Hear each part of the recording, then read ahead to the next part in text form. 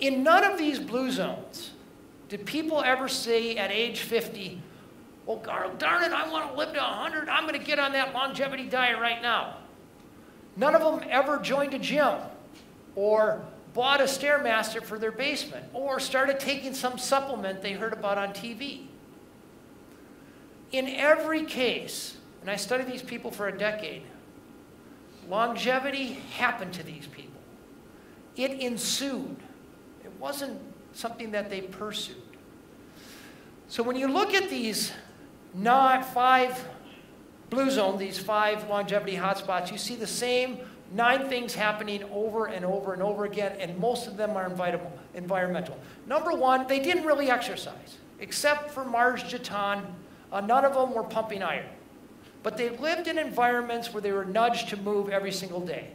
Every time they went to school, to work, to the grocery store, it occasioned a simple walk.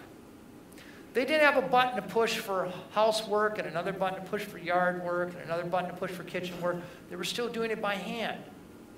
It was like Violet Un, who yesterday I saw making a Singaporean lunch where she was grinding the chilies and the ginger and the turmeric by hand. They didn't have all the convenience. For the most part, they grew their own food.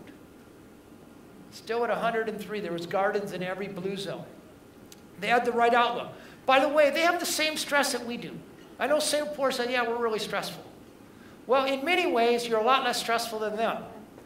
These blue zones aren't places where you're almost guaranteed to have a house, almost guaranteed to have health care, and almost guaranteed to be taken care of when you're old, like we have in Singapore here. They worry about these things.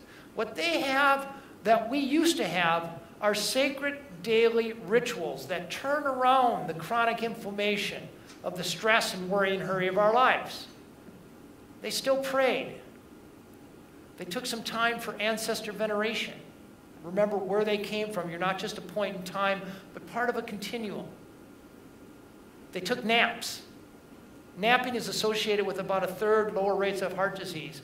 Or they took time to do happy hour with their friends. They had a sense of purpose. Very big idea. Actually, vocabulary for purpose. It's worth about 8 extra years of life expectancy.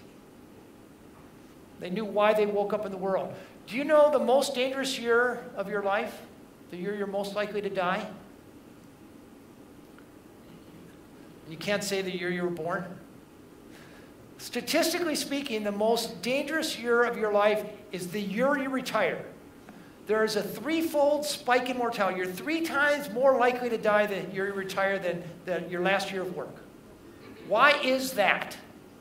You start driving fast? Or doing drugs? No. When we're young, we have our families, then we have our jobs, but then we retire, then what? So having very clear in our mind, what am I good at? What do I like to do? And what is an outlet for that work that gives my life meaning? How many of us have actually taken the time to really get clear with that besides our work life? In blue zones, it comes with mother's milk.